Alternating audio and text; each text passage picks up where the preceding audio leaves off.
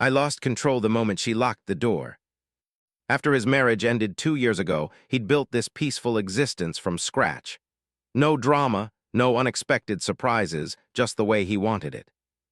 He worked from home as a designer, spent his evenings watching documentaries, and rarely went out except for groceries or the occasional walk in the park near his building. Everything changed on a Tuesday afternoon when he heard furniture being moved across the hall. A new neighbor was moving in. Daniel peeked through his door's peekhole and saw boxes being carried inside.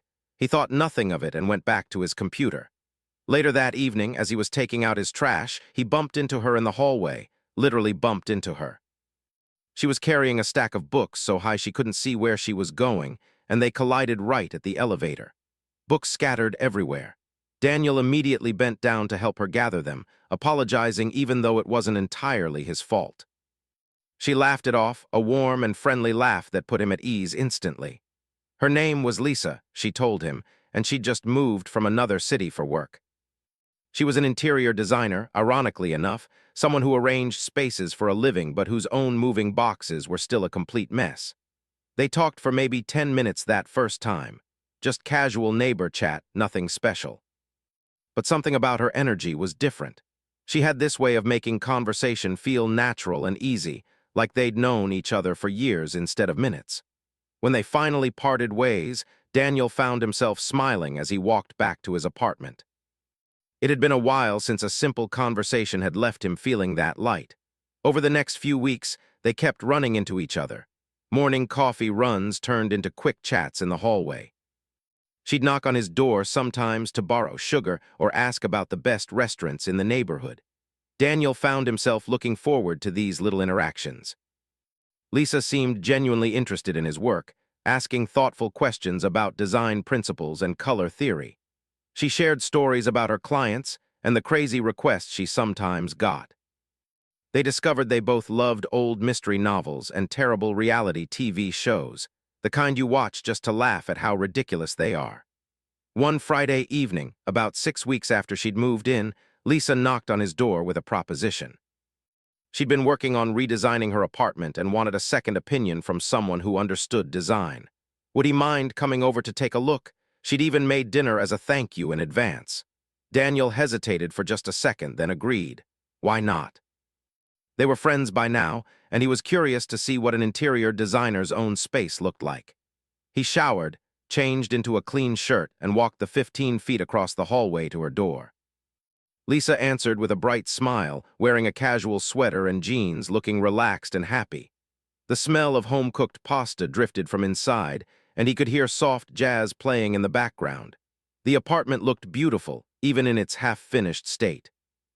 There were fabric samples on the couch, paint chips arranged on the coffee table, and mood boards leaning against the walls. Daniel stepped inside, already forming compliments in his mind about her color choices. That's when he heard the sound, a soft but definite click. The sound of the door locking behind him. He turned slightly, catching Lisa's reflection in the hallway mirror. And in that split second, everything felt different. Her smile was still there, but something in her eyes had changed. It wasn't threatening exactly, but it was intense, focused, like she'd been waiting for this exact moment. Daniel suddenly felt like he'd walked into something he didn't understand, something that had been planned carefully while he'd thought they were just becoming friends. His heart started beating faster, and he realized he had no idea what was about to happen next. The comfortable, predictable life he'd built was about to be turned completely upside down, and it all started with the sound of that lock clicking into place. Daniel tried to keep his voice steady. "Did you just lock the door?" he asked, attempting to sound casual but hearing the slight tremor in his own words. Lisa set down the wine bottle she'd been holding and turned to face him fully. Her expression was serious now, all traces of the friendly neighbor gone. "We need to talk," she said simply, "and I need you to stay and listen, really listen." But something in her tone wasn't angry or threatening. It was determined, almost sad. He stayed where he was, standing awkwardly near the entrance while she walked to the couch and sat down. She gestured for him to sit in the chair across from her. Daniel remained standing. "What's going on, Lisa?" he asked, his confusion mixing with growing frustration. She took a deep breath, and when she spoke, her words hit him like cold water. My real name is Lisa, but my sister's name is Rebecca, your ex-wife Rebecca. Daniel felt the floor shift under him. This couldn't be real.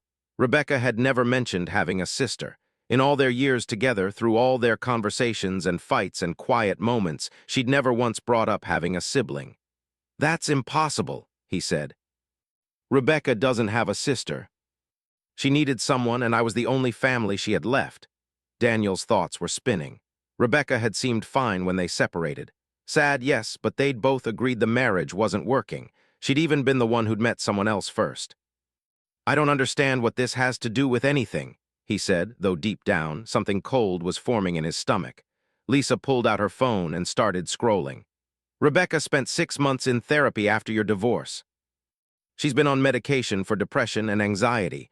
Last spring, she called me from a hospital after she tried to hurt herself. The words landed like punches. Daniel grabbed the back of the chair to steady himself. No, he said firmly. That can't be right. We just grew apart. We wanted different things. She met someone else and... Because somewhere along the way in your marriage, she stopped recognizing who she was. She stood up and walked to a bookshelf, pulling down a simple notebook. Before she went to the hospital, she gave me her journals. She wanted someone to understand what she'd been through. I've spent months reading them, trying to understand how my sister ended up that broken. I supported her, I took care of her, I tried to make her happy. Lisa nodded slowly. I know you never hit her. That's not what this is about. It's about all the other ways people can hurt each other without raising a hand. Daniel heard his ex-wife's words describing moments he remembered completely differently. A time he'd told her she wasn't ready for a promotion she wanted. An evening when he'd rearranged her home office because his way was more efficient. Conversations where he'd explained why her feelings were overreactions or misunderstandings. As Lisa read, Daniel felt like he was listening to a stranger's marriage, except the specific details were all too familiar. Stop, he finally said. I was trying to help her. I was trying to be a good husband. If she took things the wrong way, that's not my fault. Lisa closed the journal and looked at him with an expression he couldn't quite read. Pity, maybe, or frustration. That's exactly what I needed to hear, she said quietly. Because that's the problem. You still don't see it, do you? You still think you were just being helpful, just being rational, just trying to make things better. Part of him wanted to yell, to defend himself, to explain how hard he'd tried in that marriage. Another part, a smaller and more frightening part, was starting to wonder if there was truth in these words he didn't want to hear. Why are you doing this? He asked, his voice barely above a whisper. What do you want from me? I want you to really think about how you treated my sister, not how you remember treating her, but how it actually felt from her side. Because if you don't understand it, you're going to do the same thing to whoever comes next. The weight of the evening settled over both of them, and Daniel realized they were only at the beginning of what was going to be a very long and difficult night. The silence in the apartment felt heavy, like the air itself was pressing down on them. Daniel stared at the journal in Lisa's hands, part of him wanting to grab it and throw it across the room, another part terrified of what else it might contain. I need you to be specific, he finally said, trying to regain some sense of control. You can't just throw vague accusations at me and expect me to accept them. She flipped through pages until she found what she was looking for. October 15th, 4 years ago. Rebecca wrote about a gallery opening she wanted to attend. You told her it was a waste of time and that the artist was overrated. She went anyway, but she wrote that the whole evening was ruined because she kept hearing your criticism in her head. She couldn't enjoy it. Daniel remembered that night, but his version was different. That artist was overrated. I was giving her my professional opinion. She always asked for my input. Could you have just let her enjoy something without picking it apart? Daniel opened his mouth to respond, then closed it. He'd always prided himself on being honest, on not sugarcoating things. But now, hearing it described this way, he wondered if honesty had sometimes been an excuse for control. Lisa continued, reading more entries. A time when Rebecca had been excited about a new recipe she'd tried, and Daniel had pointed out 3 ways to improve it. A weekend when she'd wanted to visit her friend in another city, and he'd created a detailed argument for why it wasn't practical. A conversation about children where he'd laid out a timeline that made sense logically, but completely dismissed her emotional readiness. Each memory felt like looking at a photograph from 2 different angles, the same moment, but completely different meanings. I thought I was being a good partner, Daniel said, hearing how weak it sounded. I thought partners were supposed to help each other be better. Lisa set the journal aside and leaned forward. Help, yes, but what you were doing was making her feel like she needed constant correction, like her instincts and choices were always slightly wrong. Do you understand the difference? Pretend everything she did was perfect. His voice had an edge of defensiveness that even he could hear. Lisa shook her head. No, you were supposed to trust her to be an adult who could make her own decisions, even if they weren't the decisions you would make. You were supposed to support her dreams even when you didn't fully understand them. You were supposed to love her as she was, not as a project you were trying to improve. He thought back to their wedding, to the vows he'd made, to the genuine love he'd felt. When had that love started feeling like management? When had his role shifted from partner to supervisor? He couldn't pinpoint an exact moment. It had been gradual, invisible, like water slowly wearing away stone. Tell me about the affair, Daniel said suddenly. Because yes, maybe I wasn't perfect, but she's the one who cheated. She's the one who broke her vows. Lisa's expression didn't change. She met someone who made her feel like she wasn't broken. After years of being corrected and guided and improved, she met someone who just accepted her. Was it right? No. Did it hurt you? Obviously. But desperate people make desperate choices. Everything he thought he knew about his marriage was being rewritten in real time. Why didn't she just tell me? He asked, his voice cracking slightly. If she was so unhappy, why didn't she say something? There are entries here about conversations where she attempted to tell you she felt dismissed or controlled. But you would explain logically why her feelings were wrong. You'd turn it into a debate you could win. Eventually, she stopped trying because every attempt just made her feel more alone. I thought I was doing the right things. Lisa's expression finally softened, showing real empathy. I believe you. That's the hardest part about all of this. You weren't trying to be cruel. You genuinely thought you were helping. But impact matters more than intention. How many times had he dismissed Rebecca's feelings as overreactions? How many of her ideas had he shot down with logic? How many times had she swallowed her words because she knew he'd have a counter-argument? What do I do with this information? Daniel finally asked, feeling lost in a way he hadn't since he was a child. How do I fix something I didn't even know I was breaking? Lisa looked at him with an expression that was part hope, part skepticism. That's exactly the question you need to sit with. Not rush to answer, not solve immediately, but really sit with. As the night stretched on, Daniel began to understand that this conversation wasn't just about his past marriage. It was about who he was as a person and who he wanted to become. Daniel looked at the clock on Lisa's wall and was shocked to see it was already past midnight. They'd been talking for hours, though it felt both longer and shorter than that. His emotional exhaustion was profound, a weariness that went deeper than any physical tiredness he'd ever experienced. Lisa had made coffee at some point, and 2 cold mugs sat on the table between them, forgotten in the intensity of their conversation. Can I ask you something? Daniel said, his voice hoarse from talking. What did you hope to accomplish by doing this, by moving in across from me, befriending me, bringing me here? Lisa was quiet for a moment, considering her answer carefully. Honestly. At first, I wanted revenge. I wanted to make you feel even a fraction of the pain my sister felt. I fantasized about confronting you, about making you face what you'd done. Watching you these past weeks, getting to know you, I started to see you as a real person instead of the villain in Rebecca's story. You're not evil. You're not deliberately cruel. You're just someone who learned the wrong lessons about what it means to care for people. And that's somehow harder to deal with than if you were just a monster.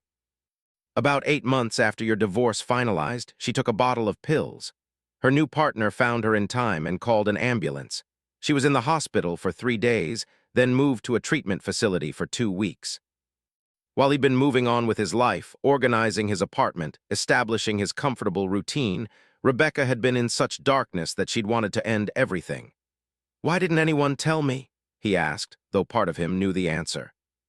She made everyone promise not to. She said you were part of what she needed to heal from, not someone who could help her heal. Daniel put his head in his hands, and for the first time that night, he let himself really feel the guilt and shame he'd been holding back. I destroyed her, he whispered. Lisa moved from the couch to sit beside him, not touching but present. No, you damaged her. There's a difference. She's doing better now. She's in therapy, she's on medication that helps, she's rebuilding her life. People can heal from damage. I asked her that yesterday, actually. I told her about getting to know you, about planning this conversation. She said she'd think about it. That's not a no, which is more than I expected.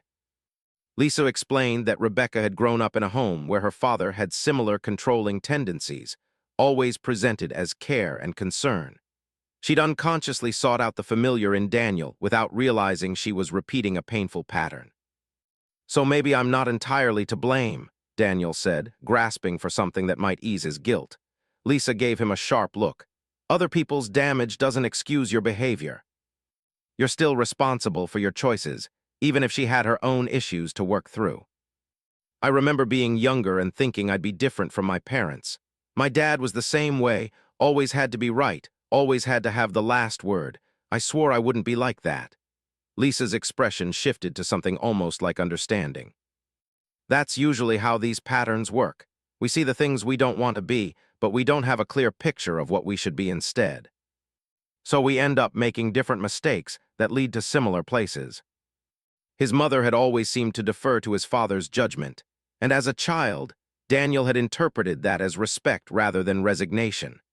He'd modeled his approach to partnership on what he'd seen, not realizing he was perpetuating something harmful. "What do I do now?" Daniel asked again, but this time the question felt different. Not defensive, but genuinely seeking guidance. Lisa stood and walked to the door, unlocking it with a soft click.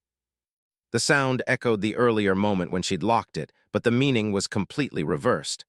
Now you do the hard work, you think about everything we've talked about. You decide if you want to actually change or just feel bad for a while, and then go back to your comfortable patterns. But I don't know how. Lisa handed him a card with the name and number of a therapist. This is who Rebecca sees. She has a colleague who specializes in relationship patterns and emotional intelligence. Call him, tell him everything. Do the work. Daniel took the card, holding it like it was something precious. Thank you, he said, and meant it more than he'd ever meant those words before. I know you didn't have to do this. You could have just hated me from a distance. But I watched my sister suffer, and I thought about all the other people out there who might date you next, work with you, be friends with you. If there was even a chance you might understand and change, it seemed worth trying. They stood at the door, the hallway beyond looking ordinary and safe. Daniel stepped out, then turned back. Will you tell Rebecca I want to talk, when she's ready, if she ever is? Lisa nodded. I will, but don't expect it to be soon, and don't expect forgiveness. The best you can hope for is understanding. Everything looked the same as when he'd left. His neat living room, his organized desk, his carefully controlled space. But he was different now, fundamentally changed in ways he was only beginning to understand. The weeks following that night in Lisa's apartment moved slowly, each day feeling like a test Daniel wasn't sure he was passing. He'd called the therapist whose number Lisa had given him, and now he sat in a quiet office every Tuesday evening, talking about things he'd never examined before. Dr. Peterson was patient but didn't let Daniel off easy. He challenged every assumption, every justification, every attempt to minimize or redirect. It was exhausting and necessary. Daniel started keeping his own journal, something Dr. Peterson had suggested. At first, he felt ridiculous writing down his thoughts like a teenager, but gradually it became helpful. He wrote about his parents, his marriage, his friendships, his work relationships. Patterns emerged that he'd never noticed before. The way he approached everything like a problem to be solved. The way he struggled to just be present with people without trying to fix or improve them. The way his need to be right had cost him connection. He saw Lisa occasionally in the hallway, and their interactions were cordial but careful. She'd nod and ask how therapy was going. He'd give brief updates, not wanting to burden her but grateful she still cared enough to ask. One evening, about 6 weeks after their long conversation, she knocked on his door. Rebecca agreed to meet with you, she said without preamble. Next Saturday at a coffee shop, neutral territory. I'll be there too, if that's okay. He practiced what he might say, wrote and rewrote notes he knew he wouldn't bring, changed his clothes 3 times the morning of the meeting. When he arrived at the coffee shop, he saw them immediately, Lisa at a corner table and next to her, Rebecca. She looked different. older somehow, though it had only been 2 years since their divorce. Her hair was shorter, styled in a way he'd never seen. She was thinner, and there were shadows under her eyes that makeup couldn't quite hide. But there was also something else, something he hadn't seen in the last years of their marriage, a kind of quiet strength in the way she held herself. She wasn't the woman who'd tiptoed around his moods and opinions. She'd survived something terrible and come out changed. Daniel sat down across from them, his hands shaking slightly as he wrapped them around his coffee cup. "Rebecca, he started, but she held up a hand. "Let me go first," she said, her voice steady but not unkind. "I agreed to this meeting because Lisa told me you've been doing real work, not just apologizing but actually trying to change. I need you to understand that I'm not here to absolve you or make you feel better about what happened between us." Rebecca continued, "I spent a long time hating you. Then I spent even longer hating myself for choosing you, for staying, for not being strong enough to speak up. It took a lot of therapy to understand that we were both doing the best we could with what we knew at the time. That doesn't excuse the hurt, but it helps me make sense of it. I thought I was being a good husband, but I was actually tearing you down piece by piece. I didn't see it then, but I see it now, and I'm horrified by what I did. That made it so confusing. I'd feel hurt and dismissed, but then you'd explain so logically why I was wrong to feel that way, and I'd wonder if I was just being too sensitive. It took me years to trust my own feelings again." Daniel learned about Rebecca's time in the hospital, about the medication she now took, about the support groups she attended. He shared about his therapy, about the painful realizations he'd been having, about his commitment to being different. "I met someone," Rebecca said eventually. "Someone kind and patient who lets me be myself. We're taking things slowly, but it's good, really good. And I needed you to know that I'm okay now, that you didn't destroy me permanently." Daniel felt relief mixed with something that might have been jealousy, but was mostly just happiness for her. "I'm glad," he said sincerely. "You deserve kindness. You always did." He hadn't realized how much he'd needed to hear them until that moment. "Thank you," he whispered. "I don't deserve it, but thank you." When he felt the urge to correct or improve, he paused and asked himself if his input was actually needed or wanted. He practiced active listening without planning his response.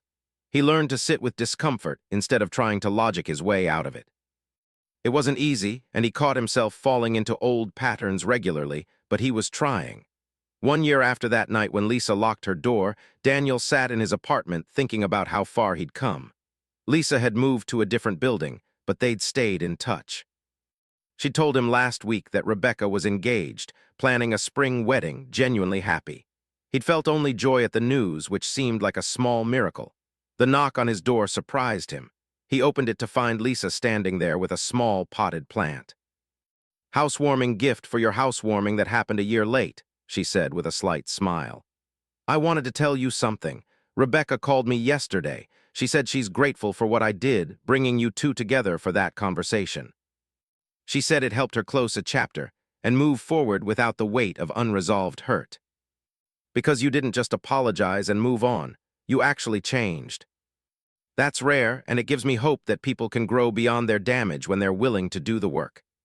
As Lisa left and Daniel placed the plant on his windowsill, he thought about control and how the moment he'd truly lost it, locked in Lisa's apartment, forced to face uncomfortable truths, had been the moment his real life had begun.